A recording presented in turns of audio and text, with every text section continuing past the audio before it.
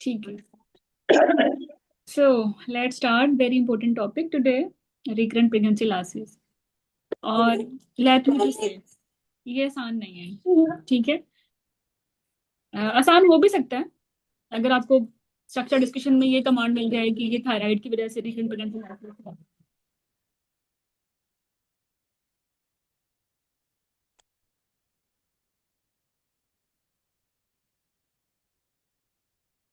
ठीक है। और या फिर वो बता देंगे यूट्राइन अनोमली है कोई, फिर तो पता है ना, स्ट्रेट फॉरवर्ड जाना है। क्या ख्याल है? मसला ये है कि ये आप ही की जिम्मेदारी जब बन जाए कि आप ही बताओ कि रिकरेंट प्रेगनेंसी लॉस का में मसला क्या है। और सीपीएसपी के एग्जामिनर पसंद करते हैं कि डायग्नोसिस स्ट्रक्चर डिस्कशन में भी या क्लिनिकल केस में भी शुरू में ना बताया जाए। और अगर की में हो भी तो दे ट्राई देयर बेस्ट कि वो उसको एंड पे ले जाते हैं। उससे पहले वो सारी आपकी असेसमेंट करते हैं कि हाउ यू विल अप्रोच। ठीक है। Shazia, Anam, Arooj, Ayesha, Renuka, Rukhsana. Yes ma'am, yes. ठीक है। तो ये केस इंतहाई हलवा है अगर डायग्नोसिस पता चल गया, और ये इंतहाई बकवास है अगर डायग्नोसिस नहीं पता चला। ठीक है।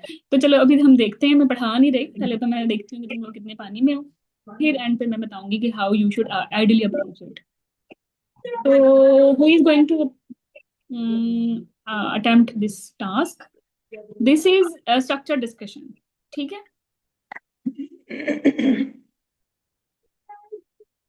Yes, who is volunteer? I again wish someone from MCPS because their exam is close, very very close. Date आ गई है? Yes ma'am, 20 26। 26 सितंबर। चलो आओ मैदान में।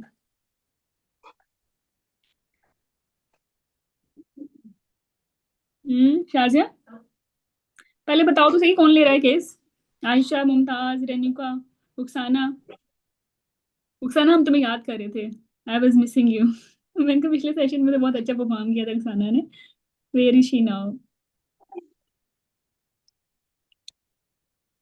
Rukhsana, you missed it right. इसकी रिकॉर्डिंग सुननी है आपने। चलें Shahzai, you are going to attempt it. Ma'am मैंने एचआईवी किया था, ये मेरे ख्याल में किसी दूसरी डॉक्टर साहब ने किया था। फरीहा थी शायद। Nayyar, Nayyar I think. नहीं नहीं, तुम लोग केस तो बहुत लेते हो स्टडी ग्रुप में। रियल टाइम तो वो होता है ना जब एक्चुअली प्रेजेंट भी हो ना सेशन में। हम्म। तो यस, रुखसाना रेणुका नहीं ले पाएंगी, वो हॉस्पिटल में है। कोई बात नहीं, एक्चुअली ये सेशन थोड़ा रीशेड्यूल हुआ है तो मे बी आप लोगों को मसला हुआ हो। तो कोई भी आ जाए। मैम आई इन हॉस्पिटल, और मैं एक तो लेबर रूम के कमरे में छुप के बैठी हुई हूँ। यार मैं तो बहुत फ्रेंडली पढ़ाऊंगी, मैं कौन सा डांटती वांटती हूँ। आ जाओ, देखो कितनी गलतियां करोगे इतनी अच्छी बात है, और ये केस इतना इंपॉर्टेंट है। मैम जो पहले गलत करके एचआईवी कर सीखते ले, हो। अगर वो नहीं है तो क्या? पहले एचआईवी कर ले, अगर वो मैडम वो नहीं है डॉक्टर साहब तो। अच्छा, ये वो डॉक्टर अरुज कराएंगे लेकिन आफ्टर मी। तो आपको यही करना ओके पड़ेगा विद मी। मेरा ओके। 9 o'clock MRCPI का सेशन है, तो फिर I will not be available. Hmm. Ayesha, आप आ जाओ। यार क्या है, सामने डायग्नोसिस है, हलवा बना बनाया, नजर नहीं आ जी। रहा? अस्सलाम वालेकुम। वालेकुम सलाम जी। आयशा, जी मैडम। स्टार्ट करें? जी जी। चलो। तो Ayesha, you from MCPS batch या FCPS बैच? FCPS batch. चलो ठीक है। Okay, start it. I am giving you 2 minutes so that you can make your notes and जी। plan your things. Okay, your start time starts now.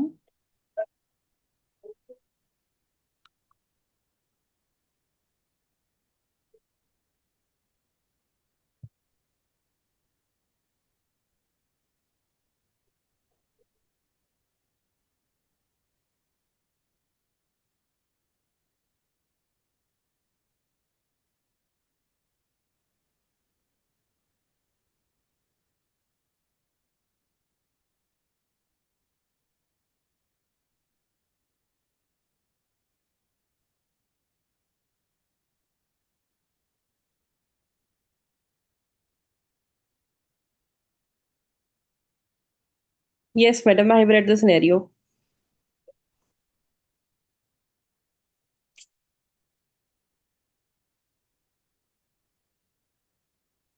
Hello?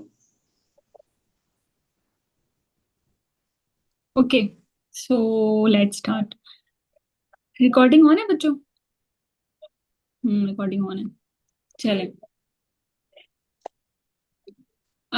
Aisha, you have read the scenario, so let me know how you will take this case, focused history, so that you can reach towards some diagnosis.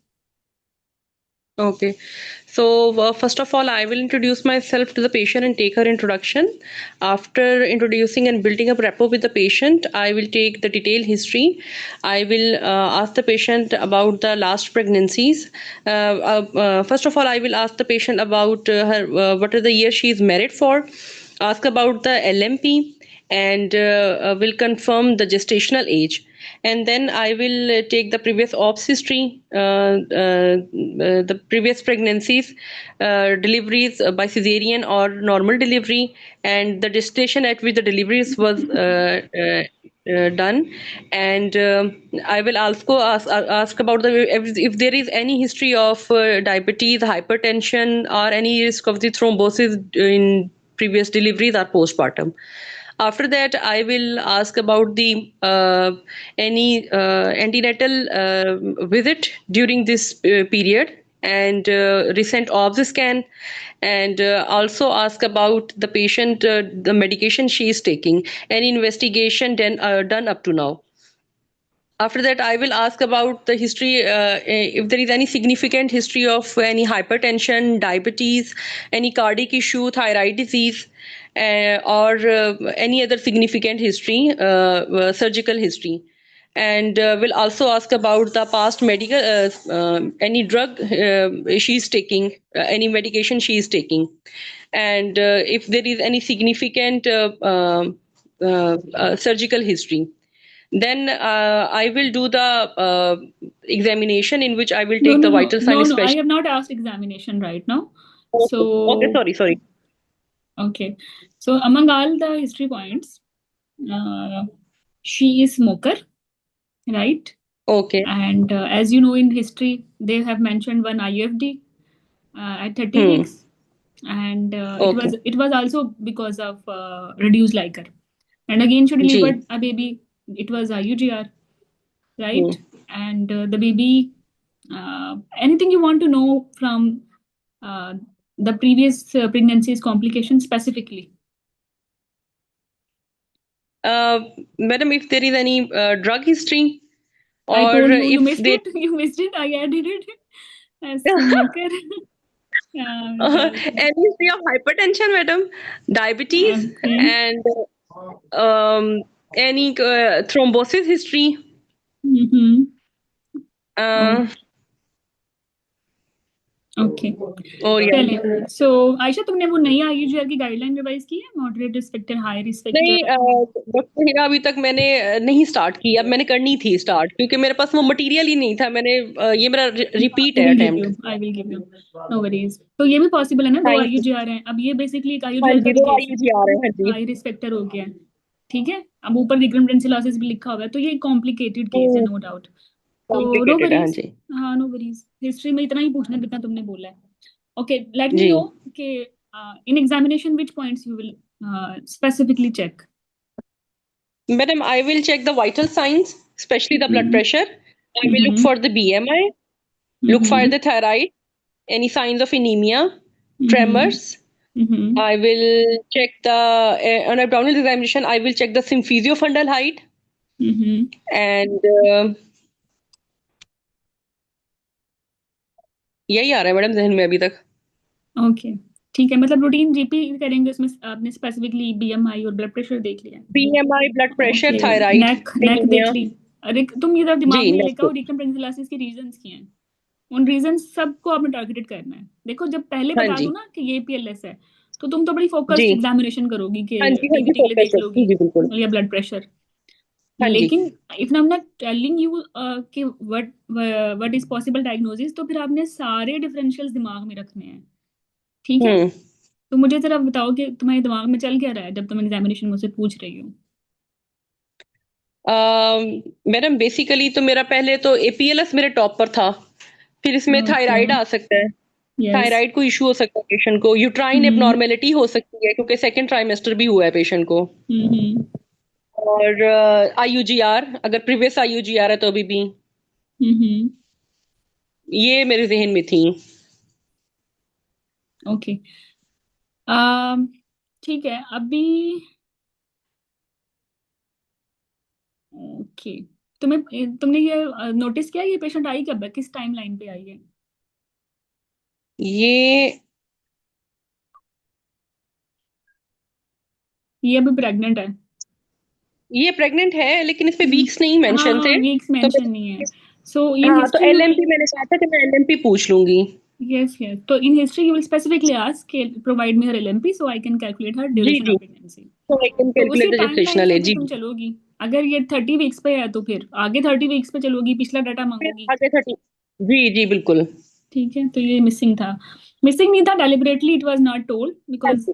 आपकी okay. Alertness check करनी थी कि आपने भी बस मतलब neglect तो नहीं करते हाँ, बिकॉज मैंने इज भी वेरी कहा कि वेरी मैंने एलएमपी इंपॉर्टेंट। पूछ लिया। हाँ जी, हाँ जी। ओके। जी जी।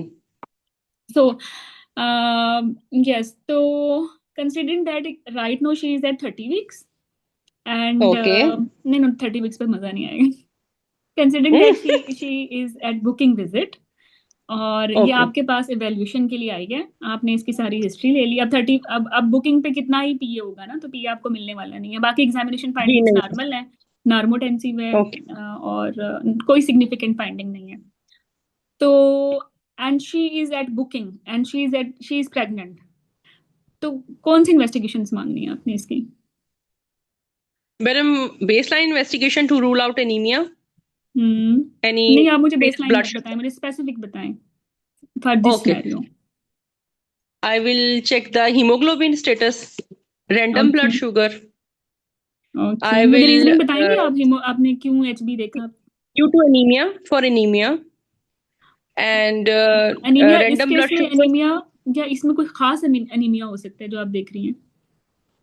Uh, नहीं डॉक्टर हीरा, ये तो इसका मुझे कोई सॉलिड रीजन नहीं पता। एनीमिया की वजह से भी मिसकैरेजेस होते हैं, तो नहीं, दैट्स वाई। हेमोलिटिक एनीमियाज हो सकते हैं। ठीक है। हाँ जी जी जी जी जी। और इसके ठीक। अलावा हीमोग्लोबिनोपैथीज भी आईयूजीआर कराती हैं। Got it. तो ये आपने रीजनिंग बतानी है कि मुझे सीबीसी देखनी है ओके। बिकॉज मेरे वर्किंग डायग्नोसिस में एनीमियाज हैं, हेमोलिटिक भी and because it can have autoimmune condition as well, और हीमोग्लोबिनोपैथीज भी कराती हैं आईयूजीआर। ओके। अच्छा, तो एक तो आपने हिमाटोलॉजी मांग ली, इसमें complete blood count, complete blood count में फिर आपने haemoglobin, MCV, MCH, MCHC, depending on haemoglobin. जी। अगर हीमोग्लोबिन लो है तो फिर एमसीवी, एमसीएच, एमसीएचसी। अगर हीमोग्लोबिन नॉर्मल है तो फिर भी मांगेंगे MCV, MCH and MCHC. Madam, फिर हम सिर्फ एमसीएचसी मांगेंगे। ओके, मैं जरा वाइट बोर्ड ओपन कर लूँ। मैंने आपको दिखानी है बहुत सारी स्लाइड्स, लेकिन अभी जी। माइंड मैप बन जाएगा। चलें, ओके। तो इन्वेस्टिगेशन पे आते हैं। सो ये हमारी इन्वेस्टिगेशंस हैं।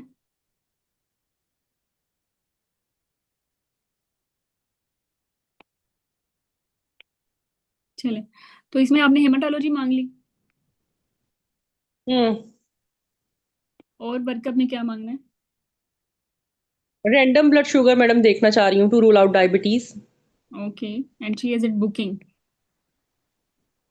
Okay. And I will check the anti hmm. Cardiolipin, specifically doctor Heera, इसके लिए anti cardiolipin antibodies, lupus anticoagulant, blood group अच्छा, ऑफ दिस पेशेंट। एपीएलएस की एंटीबॉडीज प्रेगनेंसी में मांग सकते हैं, रिलायबल होती हैं।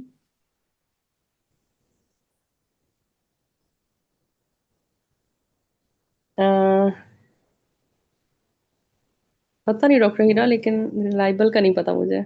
नहीं, प्रेगनेंसी में एंटीबॉडीज रिलायबल नहीं होती बिकॉज ऑफ नहीं। हीमोडाइल्यूशनल फेज और प्रेगनेंसी की अपनी फिजियोलॉजी की ओके। वजह से। तो अगर हमने एपीएलएस का वर्कअप ठीक। कराना था तो प्री कंसेप्शनली कराना था या पोस्ट नेटली ओके। कराएंगे। ठीक है। ठीक है। But you can one baseline आप मांग सकती हैं। हम्म। क्योंकि इस पे दो बनाने पड़ेंगे ना तुम्हें, 12 वीक्स अपार्ट हाँ, भी। 12 वीक, जी, लेकिन वो 12 वीक्स 12 वीक्स अपार्ट। अपार्ट आप प्रेगनेंसी के अंदर नहीं लेंगी, you will take it after नहीं पोस्टनेटल। करेंगे। ठीक है। ओके। तो ठीक है। अगर नेगेटिव है तो this is not important, but अगर पॉजिटिव है तो फिर पॉजिटिव है, and it she is high positive. Likely. लेकिन ये फिर भी मैटर नहीं हम्म। करेगा, मैटर नहीं करेगा ना, सिंगल है। बट है। जी। अच्छा, लेकिन फिर हम करा ही क्यों रहे हैं? हमारे पास हिस्ट्री के इतने स्ट्रॉन्ग पॉइंट्स होंगे और एक साथ में वीक जी। लैब का भी आ गया, तो because on the base of history points हम इसको बाद में मैनेजमेंट में स्टार्ट कर सकते हैं, लोप्रिन हेपरिन। ठीक है। यार मैं ठीक क्यों है। पढ़ाने लग जाती हूँ, सॉरी यार। टीचर बन गई हूँ, मुझे मॉक लेने आते हैं। I will not add anything, तुम अपनी लैब्स पूरी करो, haematology, okay. RBS, blood APLS. Group madam, blood group चाहिए होगा। ब्लड ग्रुप चाहिए। ओके। उसके अलावा booking scan madam. Okay, booking scan चाहिए आपको। ठीक है, उसमें आपने हम्म। क्या चाहिए, सीरियल है, जो भी मांगना है पूरा बताएं। सिंगल प्रेगनेंसी है मैडम, ट्विन प्रेगनेंसी है, हम्म। लोकेशन क्या है और इसका सीआरएल कितना है? ठीक है। Serial correlates with 10 weeks pregnancy, और हम्म। इसके अलावा single alive inter Twain pregnancy है। ओके मैडम, और उसके अलावा मैं इसके टीएफटीज कराना चाह रही हूँ। टीएफटीज में से सारे कराने हैं या कुछ specific? TSH, free, T3 and T4। T4 and TSH both are normal, RBS normal, hematology hmm. profile is also normal. Okay.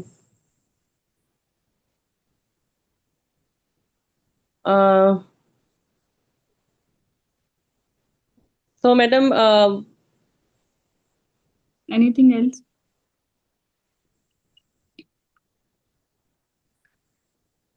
75 gram OGTT madam, but not confirm, वैसे हिस्ट्री नहीं हुई। नहीं नहीं, आप एसओजीबी के बेस पे मांग सकते हो वैसे। ठीक है, ओके, तो क्योंकि सेवेंटी उसमें तो फाइव ये, ग्राम मैडम। हाँ, बेसिक बेसिक टेस्ट है। ठीक है, ओजीडीटी हो गया। हाँ। तो ऑल दिस, तो इसमें ओजीडीटी भी नॉर्मल है, इसका आरबीएस भी नॉर्मल है, हेमाटोलॉजी भी ओके। नॉर्मल है, थायराइड प्रोफाइल भी नॉर्मल है। ठीक है, एपीएलएस मैंने आपको नहीं दिया। हम्म। So next is that how you will make your diagnosis. What is your diagnosis and what are your differentials? पहले differentials बता दो, फिर diagnosis पे आते हैं। Okay madam, so it can be madam anti phospholipid, मेरे तो टॉप पर यही है। ठीक इट है। Can be IUGR। हम्म। अच्छा, मुझे आपको एंटी फास्फोलिपिड करवाना है तो उसकी रीजन बताएं, क्यों आपने इसको डिफरेंशियल में रखा है? बिकॉज मैडम इनके 2 फर्स्ट ट्राइमेस्टर मिसकैरेजेस हैं, फिर एक हम्म। आईयूडी हुआ है 30 पर, हम्म। और IUGR की हिस्ट्री है, मतलब थ्रोम्बोसिस की हिस्ट्री है, तो इसीलिए मैं तो पहला APLS है की। आपका एपीएलएस, और दूसरा? हाँ जी, दूसरा है मेरा IUGR। आईयूजीआर। आईयूजीआर तो आउटकम है ना, मतलब इसकी हाँ रीजन ही जी। बतानी है ना, तो मैं तो डायग्नोसिस बताना है। इस प्रेगनेंसी में तो आईयूजीआर आप कमेंट भी नहीं कर सकती, वो तो पिछली 2 प्रेगनेंसीज थी। हम्म। है। हम्म। तो टॉप पर मेरा APLS ही है मैडम। दूसरा भी तो बताएं मुझे, 3 बताएं कम से कम। 3। Okay. Uterine abnormality madam, okay. तो क्रोमोसोम एबनॉर्मेलिटी। आपने हिस्ट्री में क्या ऐसी चीज पूछी थी इस डिफरेंशियल को रूल आउट करने के लिए?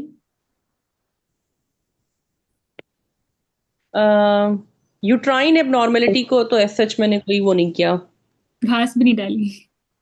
हाँ, ठीक है, घास नहीं डाली मैंने। तो फिर आप तो अब आप मुसीबत में पड़ जाओगे कि आपका ये हाँ। डिफरेंशियल सेकंड क्यों है, इट कैन बी फर्स्ट। आपने तो हम्म। पूछा ही नहीं डिस्मनूरिया का, डिस्प्रूनिया का, हम्म। नहीं पूछा ना। नहीं पूछा। ओके, और दूसरा, जब आप पूछ रही थी कि इसकी जो जो एक जो प्रीटर्म बर्थ हुई है आईयूजीआर की वजह से हुई है, क्या वो उसमें लीकिंग तो नहीं हुई थी पहले? को कंबाइंड भी तो हो हम्म। सकती है ना, क्योंकि हम्म। अगर यूटाइन अनोमली होती तो वो प्रीटर्म लेबर में जाके इमरजेंसी सेक्शन होता या इलेक्टिव सेक्शन था hmm. Because of reduce liquor. तो यहाँ से हम्म। आपने आपने आपकी हिस्ट्री जो है ना खुद ही ठीक हो जाएगी नेक्स्ट टाइम।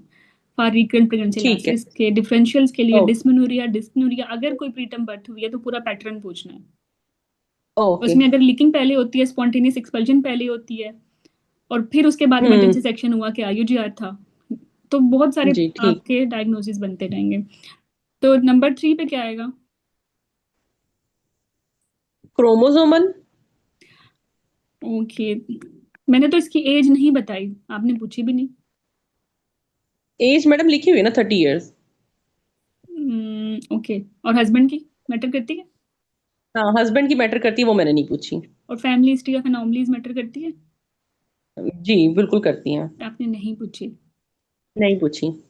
अच्छा, तो नेक्स्ट टाइम सब सुन लें, जो भी आपके दिमाग में फर्स्ट डायग्नोसिस आए ना, तो उसके जो पहले के 3 डायग्नोसिस हो ना डिफरेंशियल्स, अगर अगर अगर स्ट्रक्चर डिस्कशन में या इवन क्लिनिकल केस में भी आपको डायग्नोसिस नहीं देना और आपसे खुद ही बनवाना है, आपसे ही बोलना है कि फोकस हिस्ट्री लो, तो पहले 3 टॉप डिडीज रेलेवेंट आपने स्टेप 1 में जरूर बातें करनी है, ताकि जब आप डिफरेंशियल्स पे जाओ तो आप बता सको कि मेरे केस में ये सिनेरियो नहीं है, बिकॉज मैंने पूछ लिया है हिस्ट्री पे, डिस्पनोरिया डिस्प्रोनिया नहीं है, प्रीटर्म लेबर्स नहीं है, फादर की एज भी ठीक है, फैमिली हिस्ट्री ऑफ एनोमलीज भी नहीं है, ठीक है। हम्म। तो फिर ले दे के क्या बचेगा टॉप पे? एपीएलएस। APLS। और अगर मैं आपको एक भी इन्वेस्टिगेशन ना दूं और when I will start the management, तो how you will start it? Hmm. So, madam, the aim of my management is to improve the quality of life of this patient. First of all, I will advise patient investigation अच्छा, वैसे to. Ayesha, तुमने investigation को जी। Review करना चाहोगी after looking at these differentials? You have asked hematology, you have asked about sugar profile, you have asked about thyroid function test, आपने क्रोमोसोमल्स के लिए और एनॉमलीज के लिए कुछ और इन्वेस्टिगेशन ऐड करनी है? मैडम, पेशेंट से मैं पूछ सकती हूँ कि कोई पिछली कोई हिस्टोपैथोलॉजी हुई है, कोई मिसकैरेजेस की, कोई टेस्ट हम्म, कराया हो, हिस्टोपैथोलॉजी। ठीक है। और क्या पूछना और था? अब आयशा तुम्हें खुद समझ आ रहा है कि तुमने हिस्ट्री में ब्लंडर तो किए हैं। हाँ जी। फोकस हिस्ट्री तो यही थी कि you have to ask hmm. कि कोई टिश्यू तो नहीं भेजा हिस्टोपैथोलॉजी के लिए, ये आपके अपने हाँ जी। टिश्यूज तो नहीं गए? जी। ओके, और और यूट्राइन एबनॉर्मेलिटी के लिए मैं उससे कोई HSG का पूछ सकती हूँ मैडम, कि कभी कोई कराया हो। एचएसजी से हम शुरू कराते हैं। Basic ultrasound. जब आपने डेटिंग स्कैन मांगा था वो भी तो 2D था ना? हम्म। आपने उसमें सिंगल एलाइव यूट्राइन प्रेगनेंसी पूछा मुझसे, तो आप हम्म। उसी उसमें ओवियस कोई यूट्राइन एनोमली भी पूछ सकते थे, वो क्या नजर नहीं आएगी? वो ठीक। प्रेगनेंसी में गायब हो जाएगी। हम्म। हाँ जी। ठीक है। ओके, तो बस अब जिंदगी आसान है तुम्हारी, मसला तो इधर ही था। हम्म। मैं तुम्हें दोबारा हाँ टाइम जी। देती हूँ, 7:40 है, मैं तुम्हें दोबारा 10 मिनट्स देती हूँ, और तुम दोबारा से इसकी फोकस हिस्ट्री लो, दोबारा से फोकस एग्जामिनेशन करो और इन्वेस्टिगेशन मांगो और फिर मैनेजमेंट कर लो, and you can solve it by your own. Okay. So read scenario again.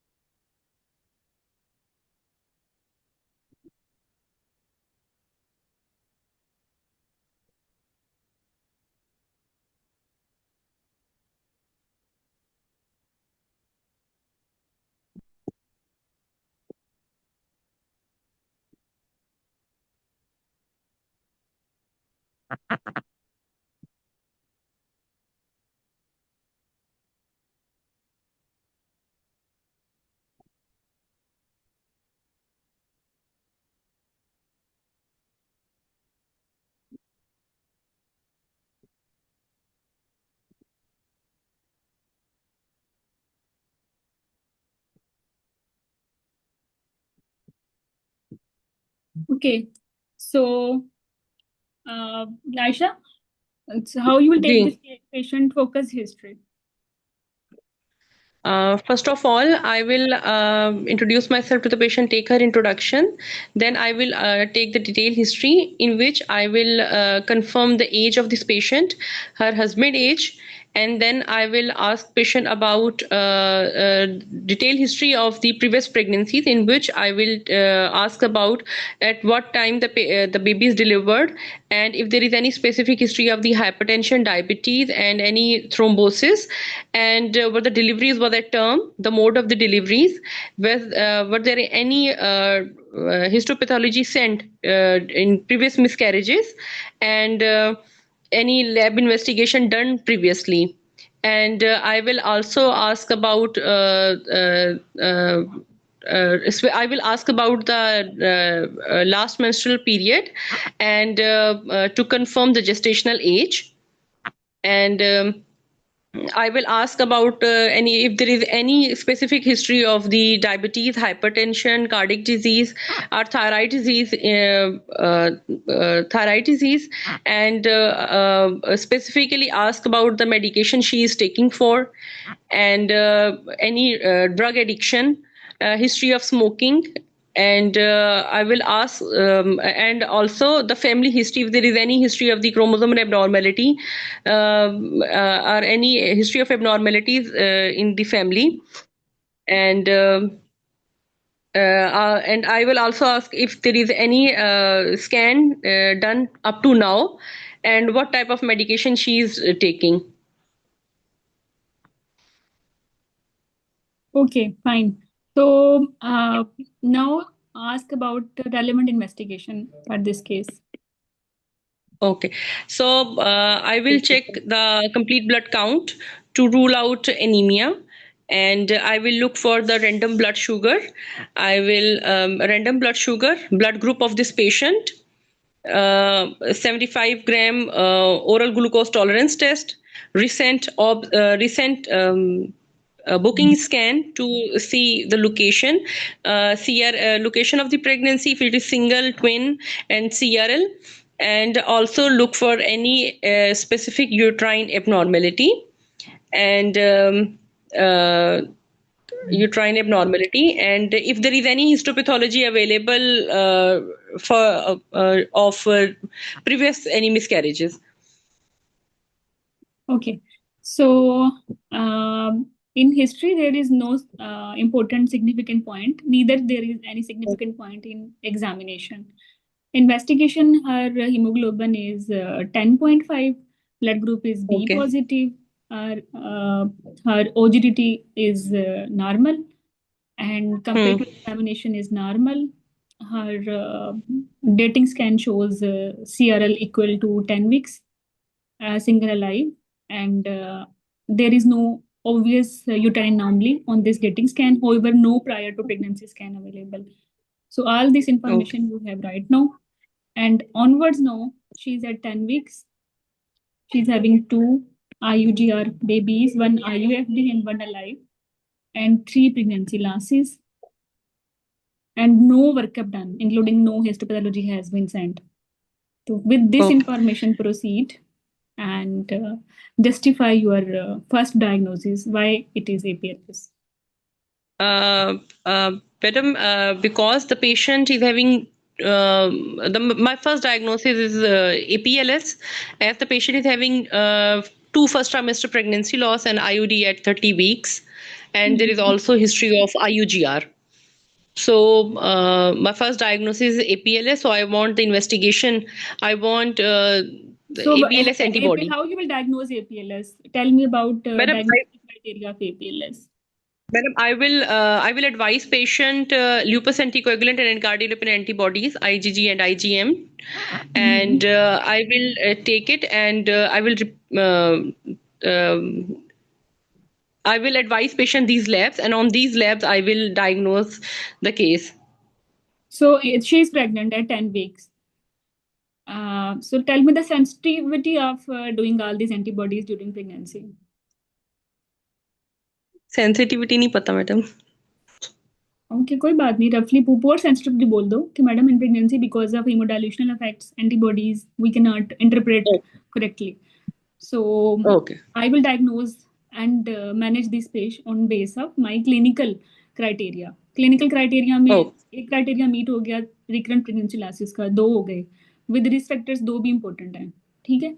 जी और इसमें फिर 34 वीक से पहले because of placental disease liquor कम था, IUGR भी हो गया। और तीसरा क्राइटेरिया भी मीट है, वो पता है क्या है?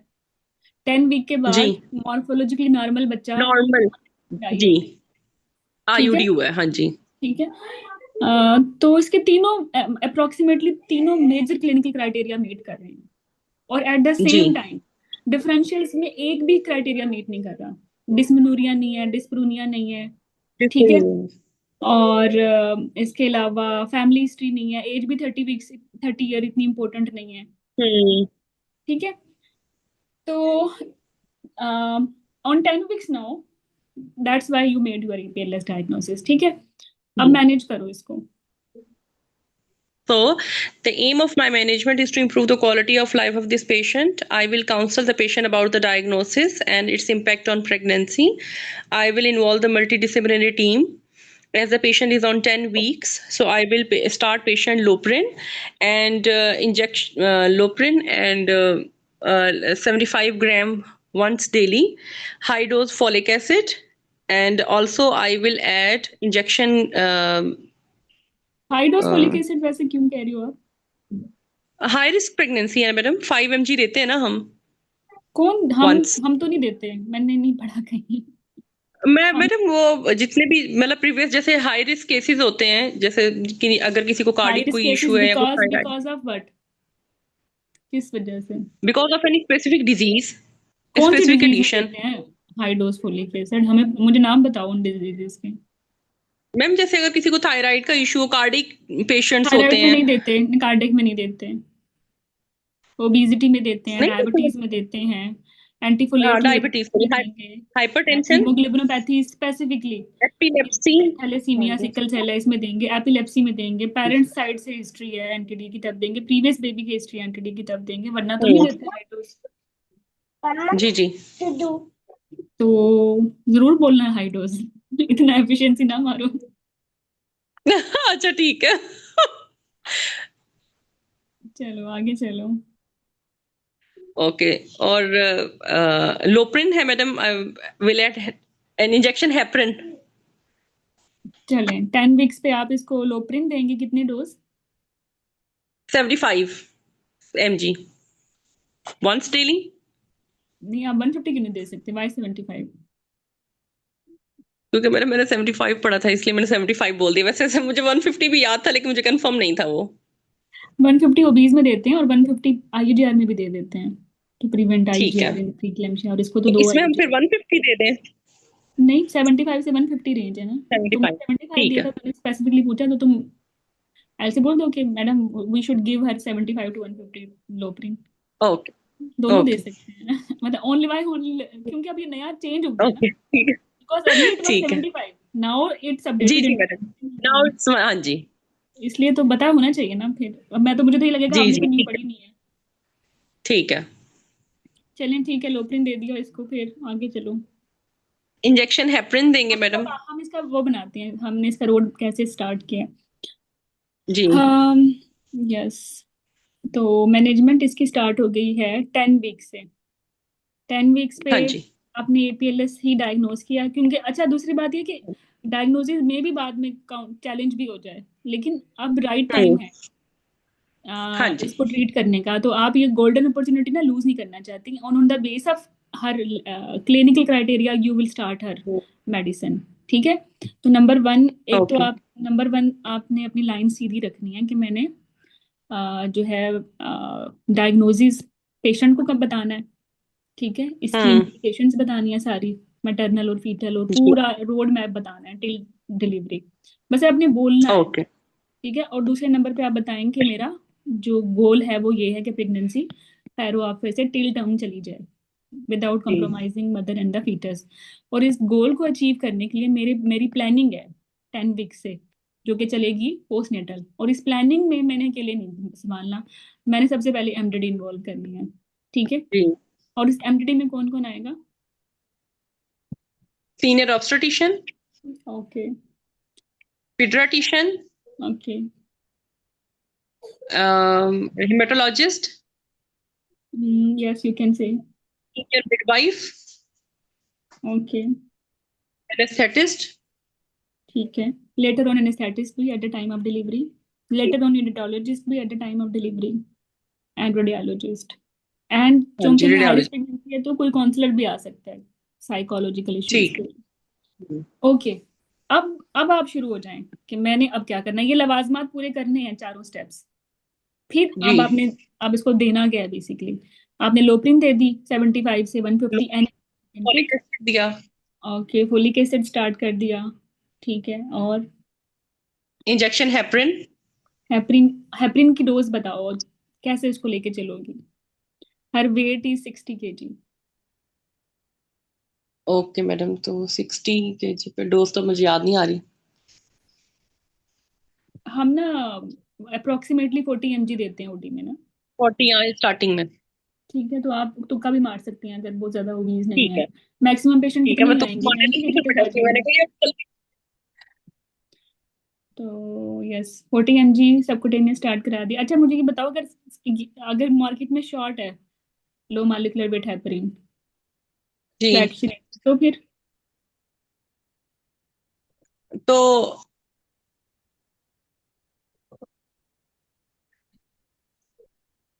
इसके लिए फिर हम ये तो फ्रैक्शनेटेड थी ना। हम्म फिर अनफ्रैक्शनेटेड भी दे सकते हैं कोई मसला नहीं है. फ्रैक्शनेटेड। एनोक्सापेरिन भी उसमें फ्रैक्शनेटेड ही है. डेल्टापेरिन ठीक है। एनोक्सापेरिन. ठीक है. और टिंजापेरिन ये तीनों के तीनों फ्रैक्शनेटेड हैं. लेकिन अगर फ्रैक्शनेटेड नहीं है तो दूसरा सेकंड लाइन अनफ्रैक्शनेटेड है देनी हेपरिन ही है. ठीक है।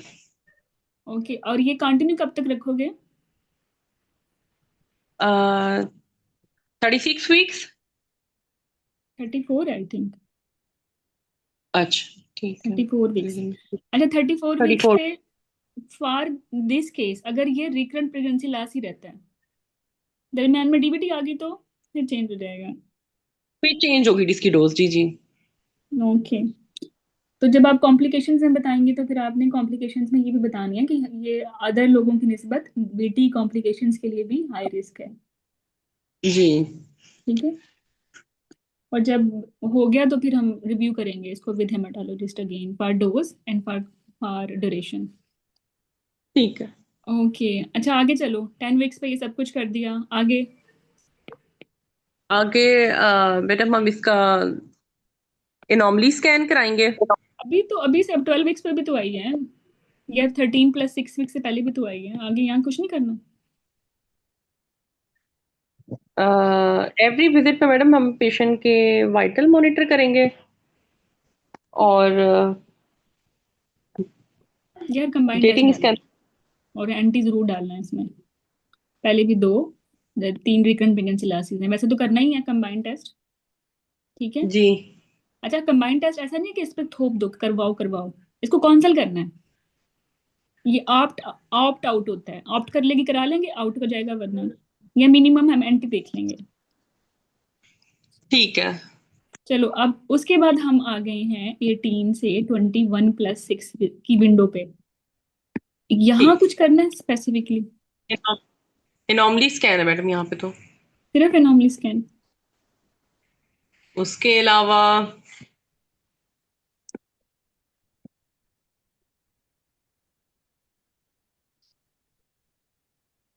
सैम एमनिसेंटेसिस क्यों कराते हैं हम. एमनिसेंटेसिस तो हम तब कराते हैं जब क्रोमोसोमल प्रॉब्लम्स हों या एनॉमली वीक पे static third less than third centile growth आ रही हो. एमनिसेंटेसिस तो नहीं बनती. टॉर्च में या क्रोमोसोम्स में कराते हैं और वो मुंह उठा के नहीं कराते. वो एनॉमली स्कैन पे जो बच्चे का होता है बीपीडी और फीमर लेंथ वो लेस देन थर्ड सेंटाइल होती है. सेवियर आईयूटीआर. हम इसका यूट्राइन आर्टरी डॉपलर कराएंगे हम्म क्योंकि प्रीवियस एसडीए इज क्या है. UGR high risk risk factor है। फैक्टर है फॉर आईयूटीआर. और हाई रिस्क फैक्टर में क्या करना होता है. एनॉमली स्कैन के हाँ। साथ यूट्राइन आर्टरी डॉपलर करवाना होता है. और आगे चलो फिर उसके बाद मैडम 2 वीकली इसका होगा ग्रोथ स्कैन। हम्म। ग्रोथ स्कैन जिसमें हम लाइकर वॉल्यूम देखेंगे, ग्रोथ देखेंगे, बीपीडी फीमर लेंथ और प्लेसेंटा की टू लोकेशन। वीकली होगा आयशा? 2 वीकली होगा ना मैडम? कब से होगा 2 वीकली? 2 वीकली होगा 28 वीक्स ऑनवर्ड। अच्छा। और अम्बिलिकल आर्टरी डॉपलर कराएंगे बल्कि 24 वीक्स, सॉरी 24 वीक्स ऑनवर्ड। हम्म। और अम्बिलिकल आर्टरी डॉपलर होगा साथ।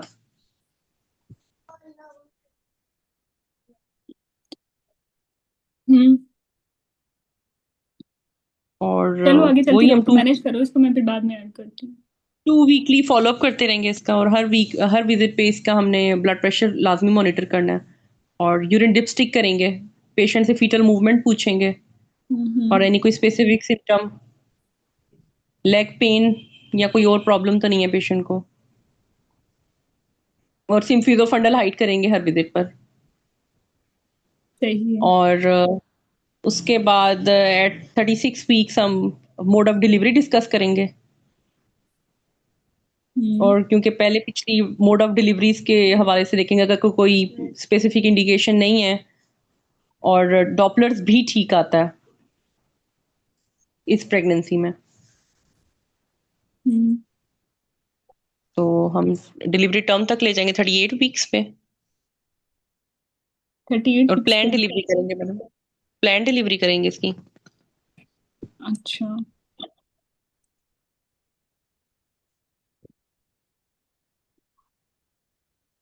ओके, क्लैक्सन कब बंद करनी थी? लेग्वेन 34 वीक्स पर।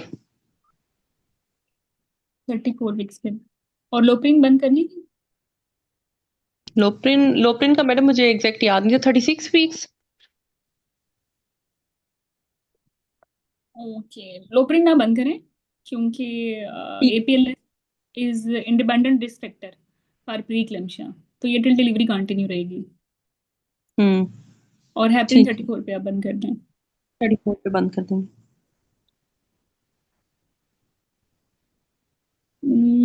मैं तुम्हें कुछ दिखाती हूँ, जस्ट एक मिनट। अब आयुर्वेद पढ़ाने का तो मूड नहीं था, लेकिन एक मिनट हम्म। मैं, केस क्लोज हो गया है, ठीक है ऑलमोस्ट। हम्म। कि आपने इसका ये लोप्रिन ऐड कर दी, हेपरिन ऐड कर दी, कंबाइंड टेस्ट कर लिया, फ्रीक्वेंट विजिट्स करते रहे, हर हर विजिट पे इसकी जो है हिस्ट्री और एग्जामिनेशन करते रहे, और for hmm. Any red flag. Hmm. फिर आप 20 वीक पे आ गए, फिर आपने normally scan uterine artery Doppler कर लिया, फिर बाकी चीज़ें आपकी हैं uterine artery hmm. Doppler oriented. और मैं फिर आपको ये शेयर करती हूँ कि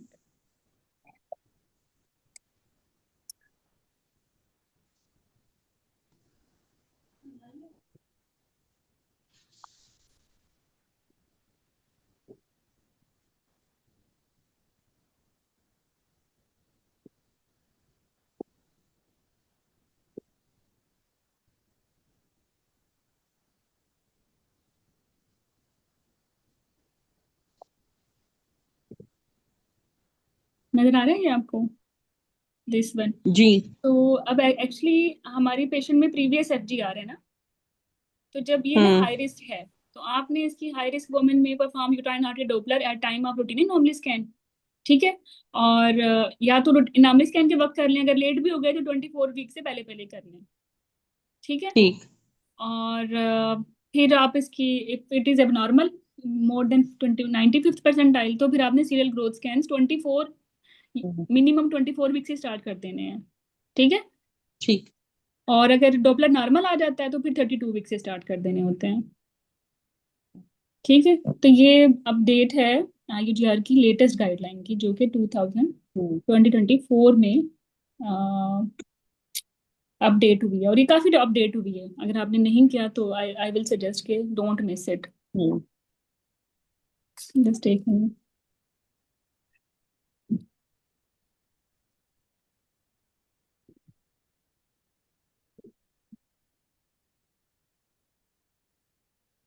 हाँ, दिस वन, ठीक है, ये मई 2024 की गाइडलाइन है, तो मेजोरिटी ने जी। शायद ना देखी हो।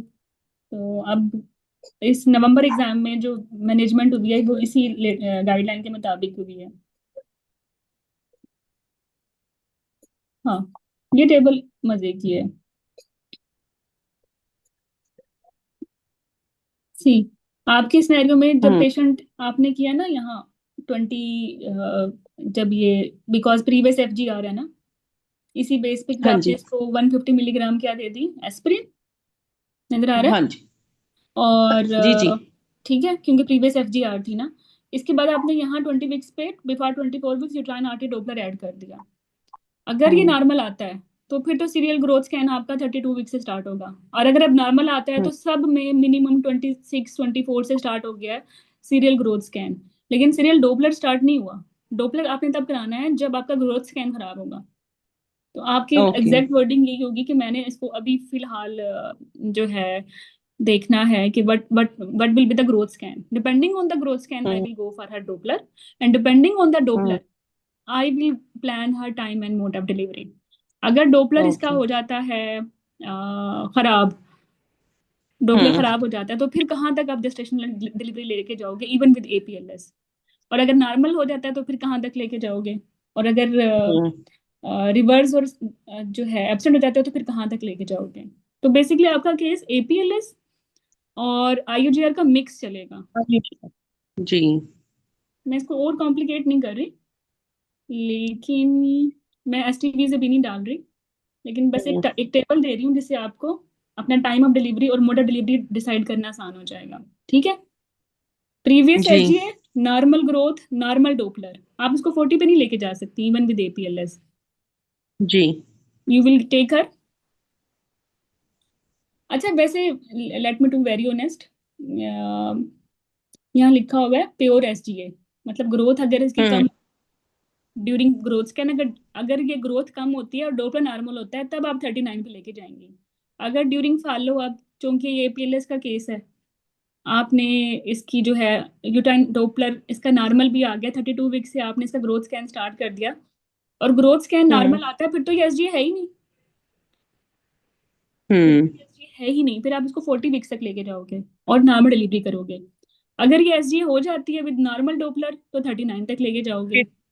ठीक है, अगर ये लेट FGR हो जाती है तो फिर 37 38 तक लेके जाओगे और NVD करोगे। हम्म। अगर डोपलर खराब हो जाता है तो फिर 36+6 तक जाओगे और NVD करोगे। अगर ये जो है इसमें एब्सेंट आ जाता है तो फिर 34 तक लेके जाओगे और सेक्शन करोगे और स्टीरॉयड कवर भी दोगे। ठीक है, इसी तरह depending on her ductus venosus, इतनी मैं डिटेल में नहीं जा रही, तो आप इसको मोर अर्ली भी प्लान कर सकते हो। ठीक है, ये भी मत करो, it will B too much for you people ना, बिकॉज इन रिसेंट एग्जाम उन्होंने STVs नहीं पूछी। दे हैव जस्ट आस्क्ड कि लेटेस्ट IUGR क्या है, अब डिलीवरी टाइम जो चेंज हुआ है वो बता दें, मोड ऑफ डिलीवरी बता दें। ठीक है, तो आयशा जी। बिल्कुल ज्यादा कॉम्प्लिकेटेड नहीं हो गया सिनेरियो, समझ आ गया, हम्म। समझ जी आ जी। गया। जी बिल्कुल। नहीं नहीं, तुम लोग be open with me, I can make it more simple for you people, it's my duty. तो फाइजा, अनम, अरूज, साइमा, उसने मुझे बताओ कोई डिफिकल्टी है या मैं इसको थोड़ा सा रिकैप बना दूं। हम्म,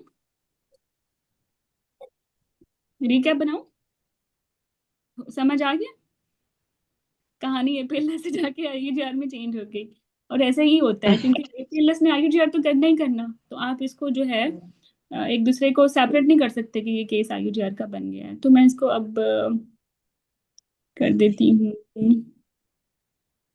नाइट बोर्ड पे ले जाती हूँ। ठीक है, सुनो,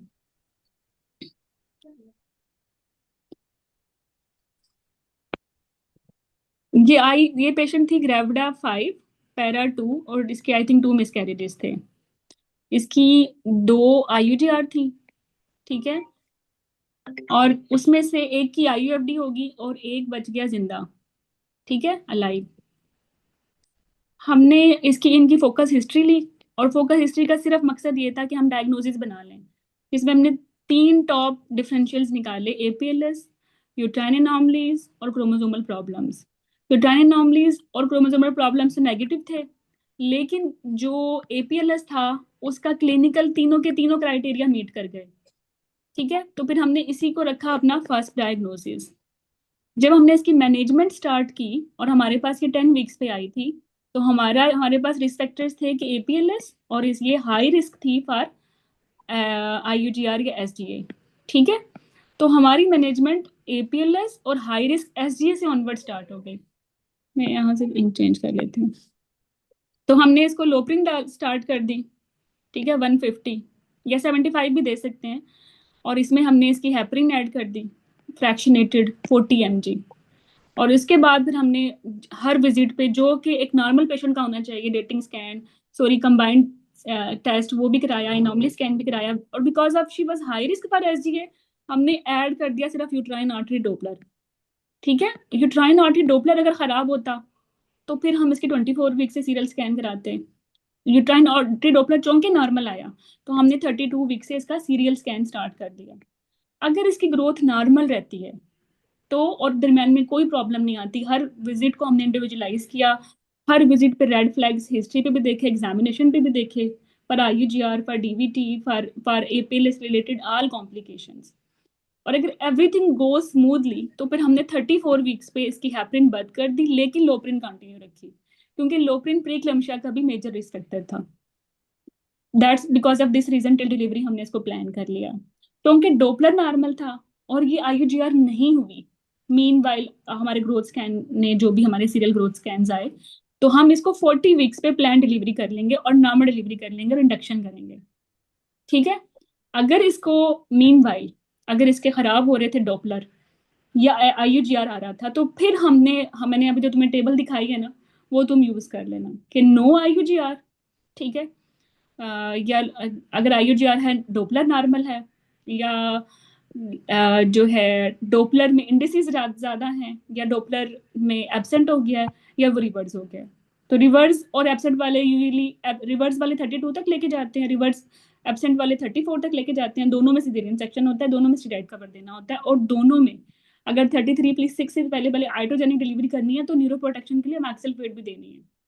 ठीक हो गया। और अगर डोपलर जो है सिर्फ एसडी रेशियो ज्यादा होती है, तो उसमें नॉर्मल डिलीवरी कर लेंगे और 36+6 तक ले जाएंगे। ठीक है, और अगर डोपलर नॉर्मल रहता है, सिर्फ एसजी है, तो 39 तक ले जाएंगे। और अगर एसजी भी नहीं है, सिर्फ एपीएलएस है, तो 40 वीक्स तक ले जाएंगे। समझ आ गई? ये रिकैप क्लियर हो गया कि कैसे कहानी शुरू हुई थी। जी। मुश्किल केस है, आई अपोलॉजी फॉर दिस, लेकिन कोई बात नहीं, मुश्किल चीजों से हम थोड़ी डरते हैं। You can ask queries, question पूछ सकते हैं हम। इसकी हिस्ट्री भी ट्रबल मेकर थी, इसकी जो है ना मैनेजमेंट भी ट्रबल मेकर है। ठीक है, तो लेकिन बस एक दो दफा ऐसे कार्ड्स पढ़ लेना, वो भी तुम्हारी स्टडी ग्रुप में डाल दूंगी। हेपरिन 34 36 में बंद कर दें अब। ये देखो ना, 34 पे बंद करनी है अगर it's only because of APLS, you have to stop it. ये बंद करनी है, low dose aspirin heparin till 34 weeks, अगर सिर्फ रिकरेंट प्रेगनेंसी लॉसेस के लिए दी है। समझ आई? लेकिन अच्छा, मैं बताती हूँ, ये स्लाइड नजर आ रही है तुम लोगों को?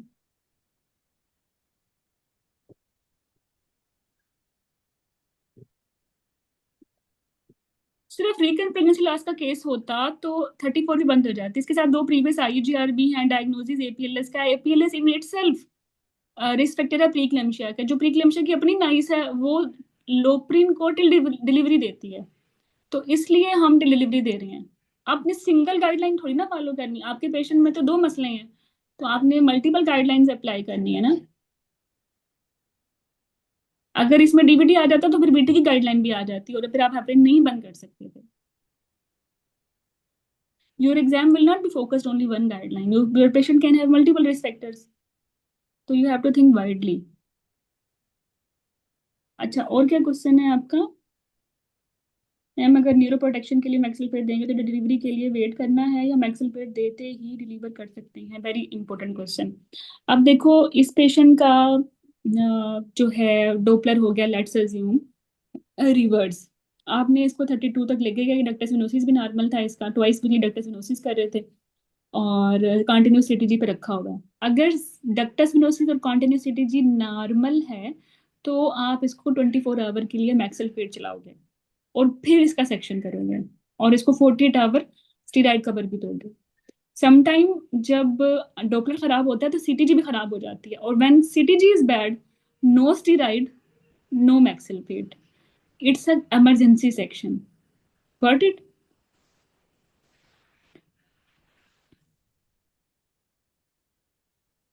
डीवीटी नहीं मैंने डाली, मैं अगर डीवीटी डालती तो तुम टक्कर मारे होते दीवार में सर में कि मैडम इसको क्या कुछ नहीं कराया आपने, डीवीटी भी करा दी। नहीं, डीवीटी हम अलग कर लेंगे, नो वरीज। तो this is about recurrent pregnancy losses. अच्छा अब मेरी बात सुनो, छोड़ो इसको एपीएलएस को। अब ये recurrent pregnancy losses because of thyroid है, तो फिर कैसे मैनेज करोगे? हम्म फिर आप थायराइड की, आपको पता है कि फर्स्ट ट्राइमेस्टर में 2.5 रखना है टीएसएच, और थर्ड और सेकंड में 3 रखना है। ठीक है। ठीक है। और फिर आपने जो है, अच्छा फिर अगर मैं बोलूं कि यूट्राइन एनोमलीज की वजह से है, सुनो मेरी बात, अब यूट्राइन एनोमली आ गई तो फिर और मसला शुरू हो गया। Because in this scenario the patient will have, मैं आपको जरा स्क्रीन शेयर करती हूँ। Same scenario if it will B for तुम लोगों की, वैसे नवंबर में एक यूट्राइन एनोमली का भी केस आया है, एंडोमेट्रियोसिस था और बाइकर्नुएट यूट्रस थी पेशेंट को, तो एनोमलीज आ सकती हैं, बी माइंडफुल। ओके, तो सेम पेशेंट, ग्रेविडा, ग्रेविडा 4 होगी, और पैरा 1 और 2 मिसकैरेजेस। और इसकी ओब्स हिस्ट्री ऐसे है कि जो पैरा 1 है वो इसका 28 वीक्स पे प्रीटर्म लेबर हो गई थी। ठीक है, 1 प्रीटर्म लेबर। और जो 2 मिसकैरेजेस हैं वो सेकंड ट्राइमेस्टर मिसकैरेज हैं, पेनलेस। उसमें क्या हुआ था, एक्सपल्जन हो गई थी following by the leaking.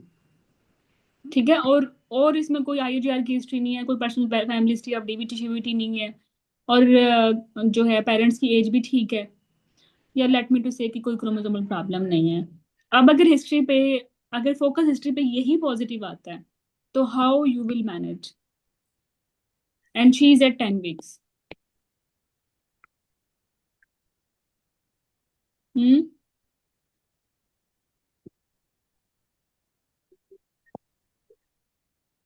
Ayesha, तुम, आसिया, मुमताज, हुस्ना, शाजिया, इसमें एक ट्रिक है और वो है सर्कलाज का। एक प्रीतम,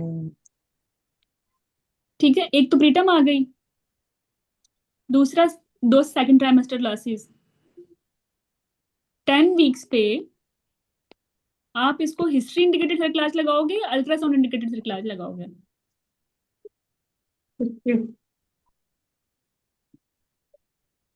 3 इवेंट्स पूरे हो गए हैं प्रीटर्म के, 2 सेकंड ट्राइमेस्टर क्लासेस है, 1 प्रीटर्म है, 3 प्रीटर्म हो तो हम क्या करेंगे? History indicator. हिस्ट्री इंडिकेटेड लगा देंगे। ठीक है।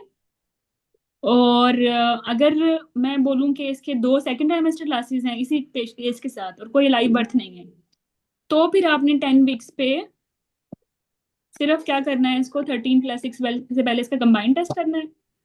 ठीक है, और जब ये जाएगी लाइक, अब ये हाई रिस्क फैक्टर होगी या लो रिस्क फैक्टर होगी, इंटरमीडिएट रिस्क फैक्टर होगी 2 सेकंड ट्राइमेस्टर लॉसेस के साथ?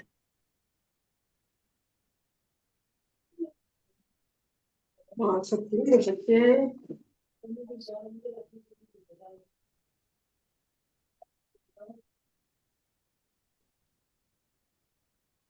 बताओ, सीरियल सर्वाइकल स्कैन कराओगे या इसका जो है? वैसे मैं तुम्हें एक बात बताऊं, मैं ना खुद इसमें हमेशा कंफ्यूज होती हूँ। देखो, एक मिनट,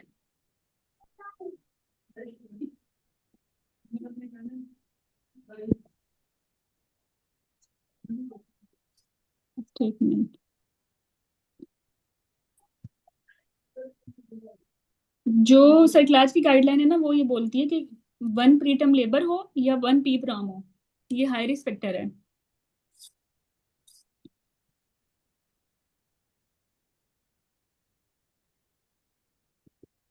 यहाँ होंगे सर्कलाज।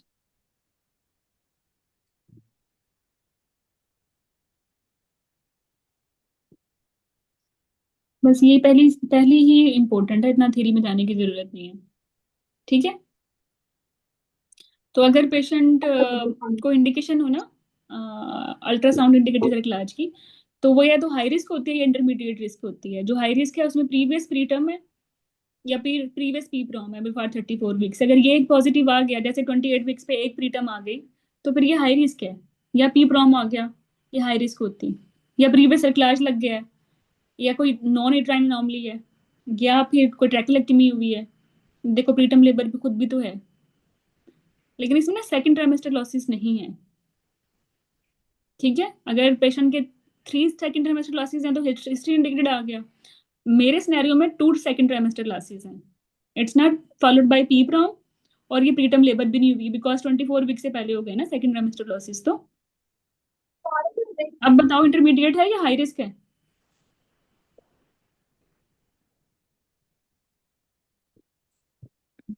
इंटरमीडिएट है। आप इसका सिंगल टीवीएस करवाओगे 18 से 22 वीक के दरमियान। और अगर सर्वाइकल लेंथ इसकी 25 mm या उससे छोटी आती है, तो then you will plan her cervical cerclage, transvaginal cervical cerclage. ठीक है, और फिर एग्जामिनर आपसे पूछ सकता है कि फिर सर्कलाज रिमूव कब करना है और कैसे लगाना है, एंड वो फिर उधर डिटेल चली जाएगी। बट रिकरेंट प्रेगनेंसी लॉसेस में ट्रिक यही होगी कि आपने हिस्ट्री लेनी है। हिस्ट्री में आपने पैटर्न पूछना है कि लॉसेस का पैटर्न क्या था, पेनलेस एक्सपल्जन थी और लीकिंग थी, और कोई एपीएलएस का कोई और रिस्क फैक्टर नहीं है, कोई थायराइड नहीं है, because you have excluded in history.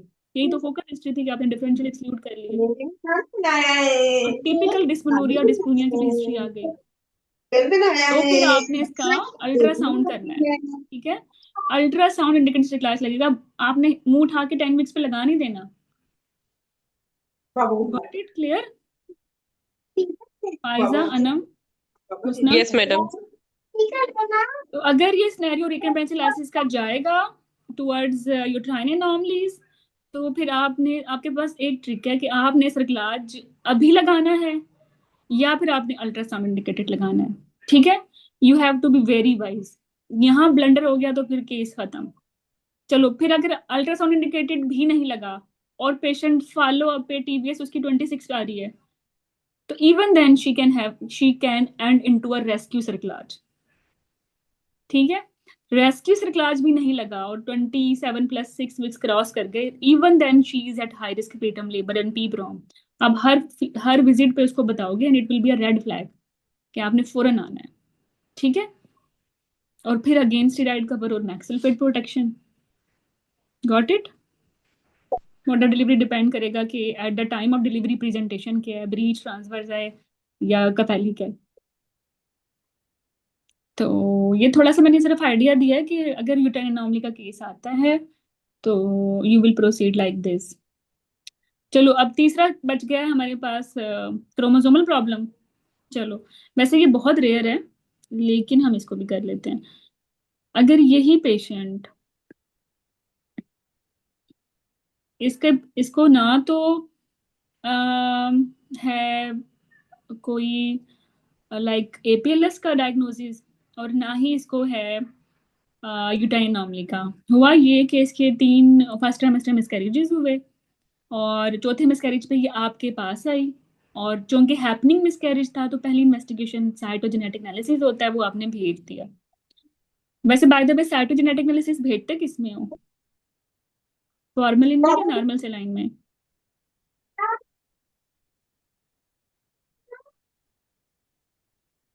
क्या पता है? यही ग्रेविडा 5 है और 4 इसके मिसकैरेजेस हैं, और ये चारों के चारों फर्स्ट ट्राइमेस्टर थे।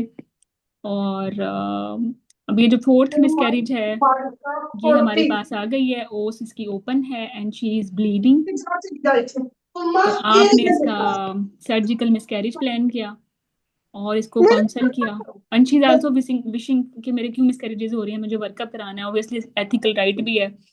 तो आपने आरपीओसीज लिए और किस में डाले, नॉर्मल सलाइन में या फॉर्मलिन में? नहीं, ये नहीं खानी, पेट में दर्द करते हैं, नहीं तो नहीं कर नहीं, ये नहीं खाना। किस में डाले? तुक्का ही मार लो। कभी भी फॉर्मलिन में नहीं डालने, वो तो हिस्टोपैथोलॉजी बताएगा। Please don't do this. ठीक है, नॉर्मल सलाइन में डालने हैं। अच्छा, वो तो मोलर बताएगा ना। हेवियर टाइप के लिए आपको जो है उसको नॉर्मल सलाइन में भेजना है, नो फॉर्मलिन एट ऑल। चलो चला गया। और प्रोडक्ट्स ऑफ कंसेप्शन ऐसे लेने हैं कि कोरियन एमनियन मेम्ब्रेन्स नजर आए, उसका वो नहीं बना देना कीमा। टिश्यू समझ आना चाहिए। तो इस तरह से आप सैंपल लें, सैंपल सिलेक्शन अच्छे से करें। अच्छा एनीवे, और उस पे जो है आपको अनबैलेंस्ड ट्रांसलोकेशंस मिल गई हैं, अनबैलेंस्ड। तो अब इसको आगे कैसे प्रोसीड करोगे? अनबैलेंस्ड ट्रांसलोकेशंस की क्या कहोगे मरीज को?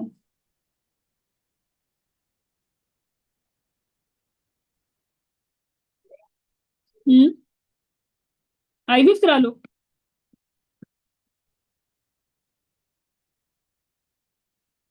अनबैलेंस्ड आ गई, ठीक है, आपने सही बोला, पेरेंट्स को चेक करेंगे, पेरेंट्स को। और पेरेंट्स में बैलेंस्ड आ गई, बैलेंस ट्रांसलोकेशन। मतलब पेरेंट्स में बैलेंस थी और गैमेट में जाके अनबैलेंस्ड होंगी, और इसी वजह से इसका ना, इसके 3 प्रेगनेंसी लॉसेस तो हो गए। तो आपको तो रीजन मिल गई कि क्रोमोसोमल प्रॉब्लम्स है, मोस्ट कॉमन भी यही है। फिर इसने 5वीं दफा बच्चा पैदा करना है, तो वो अल्लाह के हवाले, या आईवीएफ करोगे?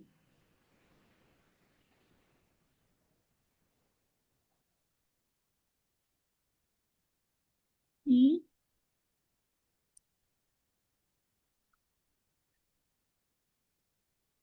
बोलो तो सही। कंसीव ही ना करे। कंसीव ही ना करे, क्यों भाई? कंसीव तो करने दो उसको।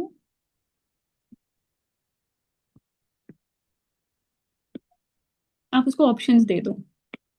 ठीक है, पहली ऑप्शंस ये हैं कि अगर आप अ, आपके फिर भी अ, अब ये चौथा मिसकैरेज है, इसको 40% लाइव बर्थ का रिस्क तो है। ठीक है, 40%, 40%, 40 से 50%।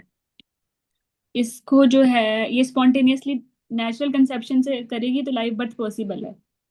ठीक है, दूसरी ऑप्शन आप इसको दोगे आईवीएफ की विद इक्सी, जिसमें आप नॉर्मल एम्ब्रियो जो कि यूप्लाइड होगा, कोई क्रोमोसोमल प्रॉब्लम नहीं होगी, आप खुद इम्प्लांट करोगे यूट्रस में, you can give this choice as well. लेकिन इसका भी जो लाइव बर्थ रेट है वो अप्रोक्सीमेटली 50-60% है। तो वो खास डिफरेंस नहीं होता इसमें। तो इसलिए हमने दोनों चॉइसेस देनी है, पैसे हैं तो इस पे चली जाए वरना इस पे चली जाए, तीसरी तो फिर है ही अडॉप्शन। Hmm, got it? तो बस आपने उसको ऑप्शंस देनी है और खुद नहीं देनी प्लीज। विद जेनेटिक काउंसलर जाना है, एंड जेनेटिक काउंसलर ऑब्वियसली ये प्लान देगा, एग्जामिनर ने तो आपसे ही पूछना है ना। तो आपने बोलना है कि जेनेटिक काउंसलर को रेफर कर दूंगी and he will give these choices, कि आईवीएफ से कर ले, approximately equal natural pregnancy rate है, और सेम जो है वो नेचुरल के साथ है। ठीक है, लेकिन आईवीएफ की ऑप्शन देनी होती है, ऑब्सोल्यूट नहीं है। तो अब रिकन प्रेगनेंसी लॉसेस में क्या बचा? थायराइड हम तुमने कर लिया है, पीएलएस हो गया, यूटेराइन एनोमलीज हो गई, और डोंट फॉरगेट अबाउट सर्वाइकल सिक्लाज। अच्छा, दूसरी बात ये कि यूटेराइन एनोमली में सिर्फ एक एनोमली ऐसी है जिसकी हम ट्रीटमेंट कर सकते हैं, और वो है सेप्टेट यूट्रस। हिस्टेरोस्कोपिक सेप्टोप्लास्टी कर सकते हैं उसकी, हम सेप्टम रिसेक्शन, और किसी भी यूट्राइन एनोमली की हम एनोमली करेक्ट नहीं कर सकते, करेक्टिव सर्जरी नहीं कर सकते अनटिल अनलेस हॉर्न हो, जो कि लाइक हम निकालेंगे। दैट्स द ओनली इंडिकेशन, लेकिन उस हॉर्न का ताल्लुक प्रेगनेंसी के साथ नहीं है। ठीक है, तो मैंने सिर्फ तुम्हें ना फूड फॉर थॉट दे दिया है, तो टीचिंग सेशन हो गया, अपोलॉजी फॉर दिस। लेकिन ये कहीं भी जाए तो आप इसको मैनेज कर लोगे, और फिर इसको बोलना कैसे है वो एग्जैक्ट लाइंस, वो तुम्हें स्टडी मटेरियल मिल जाएगा। ठीक है, मतलब एक प्रॉपर केस होगा जो एपीएलएस का होगा, प्रॉपर केस होगा जो recurrent pregnancy lysis because of septate uterus हो जाएगा, और तीसरा हम क्रोमोसोम रख लेंगे। वो लाइनें आप रटा मार लेना, कॉन्सेप्ट यही होगा। ठीक है, हम्म। अभी के लिए आई थिंक इतना काफी है। फिर नेक्स्ट सेशन कर लेते हैं, कल कर लेते हैं। अरूज कल कर लें। एसएलई और आई थिंक एचआई भी रह गया है। डॉक्टर अरूज चली गई हैं वो तो। आप लोग क्या कहते हो, शुड वी कंटिन्यू? आज काफी हो गया वैसे, आज ही कर लें। नहीं, आज तुम IUGR, थायराइड, और ये जो रिकरेंट प्रेगनेंसी लाइसिस की GDG एट 2023, ये तीनों रिवाइज कर लो। ये तीनों मुश्किल भी हैं, टेक योर टाइम। तो आज और कल में क्या फर्क है? लंबा अगर अभी पढ़ा दूंगी तो फिर तो जान छुड़ाने वाली बात हो जाएगी, मैं जान नहीं छुड़ानी।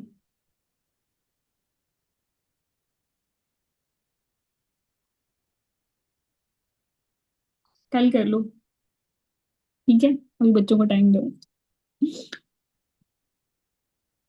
टाइमिंग अरूज ही कराएंगे। अरूज आप आ गई हैं? डॉक्टर अरूज। जी जी मैडम, मैं पूरे सेशन में थी, स्टार्ट में थोड़ा सा कनेक्ट नहीं हुआ था, अच्छा कोई आवाज बात नहीं, नहीं आ अगर रही थी। आपके लिए कंफर्टेबल, अगर अभी आप करवा दें SLE और HIV, या आप इसको कल प्लान कर लें। मैडम जैसे आप कहें, अभी कहेंगी तो अभी करा दूंगी, कल कहेंगी तो कल करा दूंगी। हम्म,